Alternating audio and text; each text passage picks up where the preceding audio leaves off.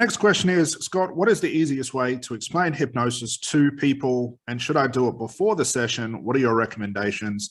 Should I be using language patterns as a sort? Should I be using language patterns as a sort of trance when explaining hypnosis to people?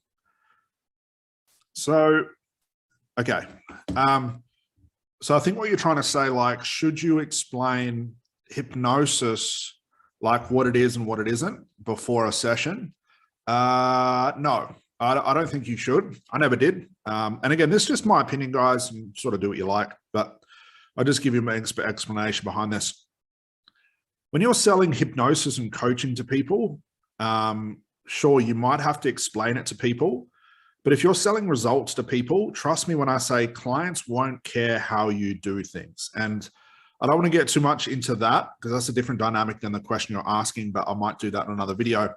But the reason I wouldn't explain hypnosis and coaching to people, aside from, I'm selling results, not the way I'm doing things, is there's no real purpose for it.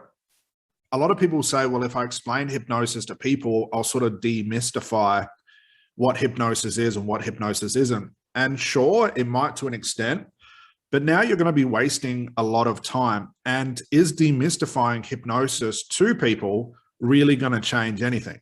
Probably not. What I would rather do is just get on with the therapy. I never explain hypnosis to people. I'm sure I've had people ask me what it is when I was a therapist, and I can't even remember what I said. I just talk about it really quickly, then talk about results.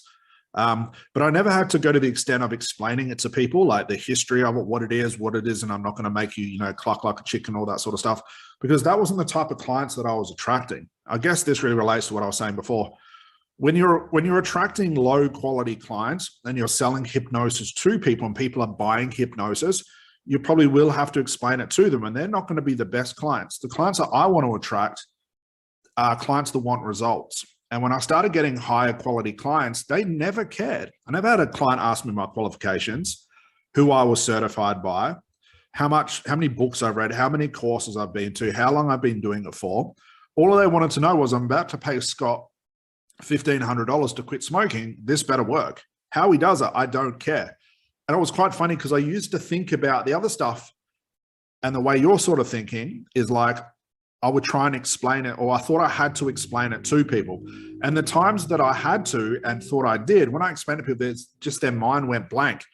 And I actually struggled with these people to help them, because now I'm talking about something that they haven't paid for. They've paid for the results. So hopefully this answers your question. It's quite a hard question to answer. But I wouldn't recommend explaining it to anybody. I don't see the need to spend the first 15 minutes of a session explaining it to people. If you want to explain it on the strategy call, maybe, but focus on the results people get. Look for higher and better quality clients. Then you won't have to worry about explaining it to people. It's sort of like, I've been to a couple of training courses who like to spend the first half a day explaining the history of hypnosis and the myths about hypnosis. If I'm there to learn hypnosis and learn to become a hypnotherapist, why do I care about this? This is the research I can do in my own time. I'm here to learn how to do it, and I'm here to learn how to do the therapy. And I sort of take that same mindset into my clients. I'm not going to explain anything to them. I'm just going to get a result. Like if I've used this metaphor before, if I take my car to get a service, I don't expect the mechanic to tell me about the history of servicing cars. I don't expect him to tell me about the myths about servicing a car, or what he's going to do, or what tools he's going to use, or how long he's been doing. I don't care about any of that stuff. I just want to know, are you going to service my car the way I need it to? What's the result I'm going to get? Because that's what I'm paying for, the results. So I guess that's a real roundabout way.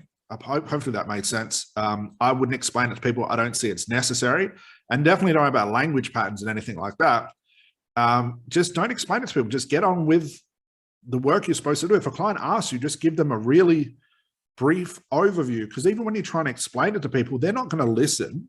People don't listen when people talk. That's just what human beings do. They don't really care. They might be just asking it for the sake of it. Just answer it as quickly as you can, then get on with the therapy. Get on with the hypnosis, get on with that. I really don't think it has any benefits to helping a client go into trance easier, get easier therapy when they understand what hypnosis is. I don't believe that at all. I think therapists have made that up themselves. And, you know, there's a lot of proof of that where therapists, you know, great therapists don't talk about this stuff. They're not talking to their clients about this stuff. I think therapists and hypnotherapists sort of made that up as for whatever reason it is. But all in all, don't waste your time with that stuff. Just get on and do the therapy. I don't think it has an impact with your clients going out of trance, like I said before. And just get results. That's what clients are paying for. So concentrate on that.